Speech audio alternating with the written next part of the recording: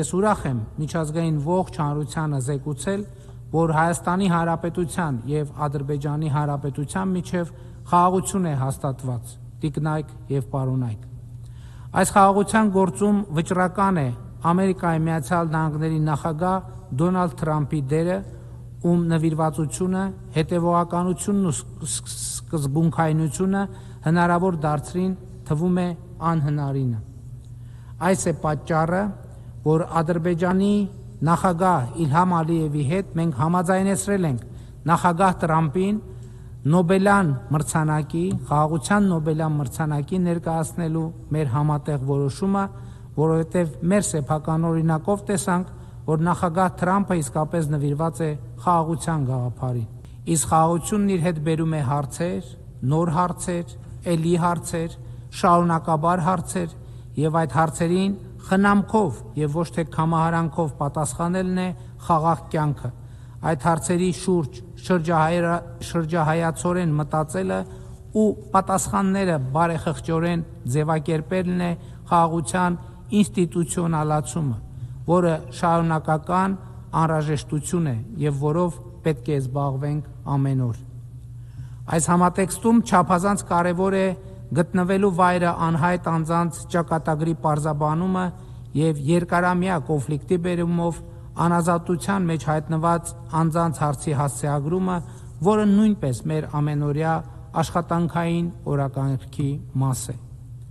Թրիփ ուղի ենթակառուցվածքային նախագիծը գործելու է Հայաստանի Հանրապետության տարածքով,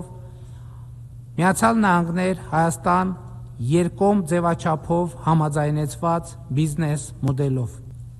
Իդեպ, հաստատված խաղաղության նկատմամբ խնամքի հոգատարության համատեքստում շատ կարևոր է խաղաղամետ, լեգիտիմ եւ համաձայնեցված խոսույթի կիրառումը նաեւ այս նախագծի մասին։ Ադրբեջանի նախագահը, ում հետ ընդունել ենք Վաշինգտոնի հռչակագիրը, դրանից հետո մի քանի անգամ, այդ թվում այս ամբիոնից օգտագործել է այսպես կոչված Զանգեզուրի միջանցք արտահայտությունը։ Նման արտահայտություն Վաշինգտոնում համաձայնեցրած փաստաթղթերում չկա։ Հայաստան-Ադրբեջան բանակցություններում կամ փաստաթղթերում երբեք չի եղել։ Կարծում եմ իմաստ ունի, որ ադրբեջանցի գործընկերս պարզաբանի, թե ինչ նկատի ունի այդ արտահայտությունը օգտագործելով, որովհետև հայաստանյան իրականության մեջ դա ընկալվում է որպես տարածքային պահանջ Հայաստանից եւ կոնֆլիկտային խոսույթի հետ է ասոցացվում։ Օգոստոսի 8-ի փաստաթղթերում մենք հստակ բովանդակություն եւ խոսույթ ենք համաձայնեցրել եւ այդ համաձայնություններին հավատարմությունը որևէ կերպ կասկածի տակ դնելը իմ նշած եւ կամ այս ամբիոնին հնչեցված այլ խոսույթներով հասկանալի չէ։ Այդ խոսույթները խաղաղության նկատմամբ մարդկանց հավատը չեն մեծացնում, խաղաղության մթնոլորտից եւ բարձրագույն մակարդակով ձեռք բերված պայմանավորվածություններից չեն բխում։ Ադրբեջանի նախագահը տարբեր ամբիոններից խոսում է Հայաստանի իբր կապիտուլյացիայի մասին։ Ճիշտն ասած չեմ հասկանում, որն է ահռելի պոզիտիվ բովանդակության արկայության պայմաններում,